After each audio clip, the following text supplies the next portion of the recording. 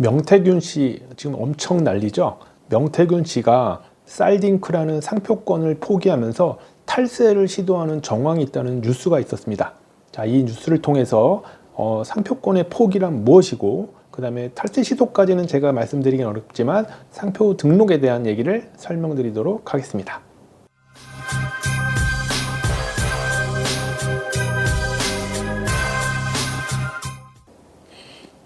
네, 안녕하세요. 윤별TV의 윤영근 변리사입니다. 자, 시청 전에 좋아요, 구독, 댓글, 알람 설정 이렇게 해주시면 좋은 콘텐츠 만드는데 많은 도움이 될 것 같습니다. 네, 저는 직재산권 전문가이고요. 특허, 상표, 디자인, 저작권 관련된 특허 어떤 관련 법률을 다루는 윤영근 변리사입니다.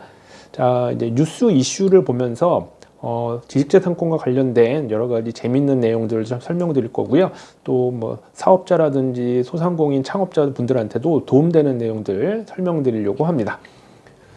최근 뉴스를 보니까 명태균 씨 엄청 난리죠. 좀 여러 가지 정권에 대한 얘기도 있고, 그 다음에 대통령에 대한 지지율, 그게 이제 대통령 부인과 또 이제 명태균 씨 무슨 녹음 파일 이런 게 문제가 있는데요. 정치적인 얘기는 아니고 또 어떤 뉴스가 나왔는데 지식재산권과 관련된 내용이 있기 때문에 제가 한번 뽑아서 설명을 드리려고 합니다. 제가 뉴스의 제목을 한번 볼게요. 명태균 쌀딩크 특허를 포기하며 탈세 시도를 정황이 있다. 자, 여기 특허 포기라고 되어 있는데 요거는 이제 우리가 이제 구분을 잘 못해서 한 것 같지만 이제 상표권입니다. 원래 지식재산권에는 4가지가 있습니다. 크게 산업재산권이요. 지식재산권은 되게 분야가 넓은데 특허권, 상표권, 디자인권, 그다음에 실용신앙권. 특허와 같이 이제 실용신앙은 이제 발명, 기술과 관련된 거고. 그 중에 4가지인데 특허는 기술이나 어떤 그런 것들이고요. 상표권은 말 그대로 브랜드와 관련된 겁니다. 또는 상호 보호 관련된 건데, 자, 이제 명태균 씨가 쌀딩크라는 상표권을 가지고 있었나 봅니다. 쌀딩크가 이제 우리가 이제 우리 베트남에서 좀 난리가 났었죠. 우리 관련된 것들 좀 내용을 읽어보면 우리 박항서가 베트남 그거 유행할 때 그 즈음에 이제 2019년도에 명태균 씨가 상표 출원을 해서 등록을 받은 겁니다. 이게 이제 신문에 나왔던 이름이더라도 여러 가지 상황에 따라서 얼마든지 등록을 받을 수 있거든요. 분야가 이제 식당업 쪽에 관련된 거더라고요. 쌀딩크. 그래서 했는데 이제 여러 가지 최근에 이슈가 되는 게 명태균 씨가 이제 돈에 관련된 게 있냐 없냐 이런 게 있는데 이제 여러 가지 조사를 하다 보니까 탈세 시도 정황이 있다 이렇게 하는데 그 중에 관련된 게 상표권을 포기를 한 겁니다. 이제 상표권은 이제 등록을 받을 때 여러 개의 분야를 등록을 받을 수가 있습니다. 상표가 하나라도 분야에 따라서 등록을 받을 수도 있는데 명태균 씨는 식당업에 관련돼서 상표권을 등록을 받았습니다. 그래서 상품 분류에 따라서 하는데 그게 43류라고 합니다. 여러 가지 분류가 45개까지 분류가 있고 국제적으로 분류가 있거든요. 그런 것도 자세한 내용은 또 다른 링크를 걸어 놓을 테니까 컨텐츠를 참고하시기 바라고요. 자, 상표권을 등록받았는데 이것도 하나의 재산권입니다. 산업재산권 이렇게 하는데 이게 이제 세금 납부나 이런 게 안 되니까 이거에 관련해서 상표권이 이제 국세청 이런 쪽에 압류가 됐다가 이제 해제가 했는데 이거를 무마시키려고 상표권을 포기한 겁니다. 그러면 이걸 이렇게 포기가 가능하냐? 우리가 이제 특허권, 상표권, 디자인권 얘네들은 특허청에 등록을 받고요. 그 다음에 이제 특허나 디자인은 20년 동안 권리가 있고 상표권은 10년간인데 갱신이 가능합니다. 그래서 갱신을 할 때마다 권리를 연장할 수 있는데 재산권이지만 자기가 필요 없다 생각하면 특허청에다가 포기 신청을 하게 되면 이제 말소 표시가 되거든요. 등록원부라는 게 있습니다. 우리가 이제 부동산에도 등기부 등본 있듯이 상표권도 특허청에 이제 그런 등록원부가 있는데 거기에다가 포기를 하겠다라고 해서 등록을 하게 되면 소멸하게 됩니다.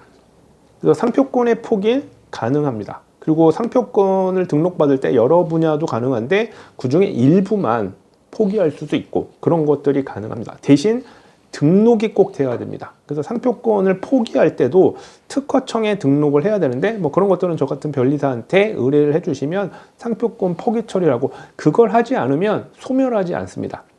포기를 하겠다 그러면 등록이 돼야지만 소멸한다는 게 법으로 되어 있어요.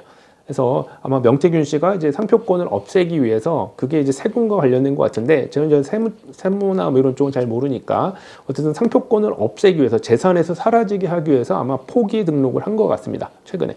그래서 그게 이제 탈세냐 아니냐 뭐 이런 게 이제 뉴스에 나온 것 같고요. 그래서 상표권의 포기는 가능하고 일부만도 가능하고요. 그다음에 등록해야지만 가능하다. 그다음에 여기 제가 좀 재밌는 걸 좀 말씀드리고 싶은 게 뭐냐면 지금 명태균 씨가 등록받은 게 쌀딩크죠.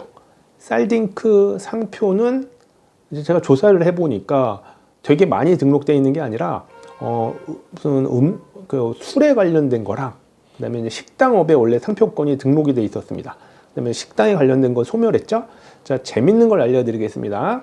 자, 상표는 아까도 말씀드렸지만 분야가 여러 가지 분류가 있다고 했죠. 여러분 쌀딩크 만약에 혹시 상표가 마음에 드시고 여러분의 분야가 뭐 지금 술에 관련된 게 아니다 그러면 한번 신청을 해 보십시오. 상표 등록이 가능할 수 있습니다. 이게 이미 쌀딩크가 나름 그래도 뉴스에 나오고 했기 때문에 이게 뭐 특정인의 상표라고 보기는 어렵고 유명한 상표라고도 보기 어렵기 때문에 한번 신청을 하시면 어떤 분야가 좀 다르다면 등록이 가능하지 않을까 이렇게 보여지고요.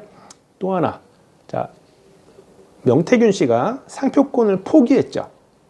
그것도 어디에? 식당업에 관련돼서. 혹시 식당업에 쌀딩크라는 상표권을 쓰시고 싶으신가요? 한번 신청해 보십시오. 상표 등록이 가능하다고 좀 보여집니다.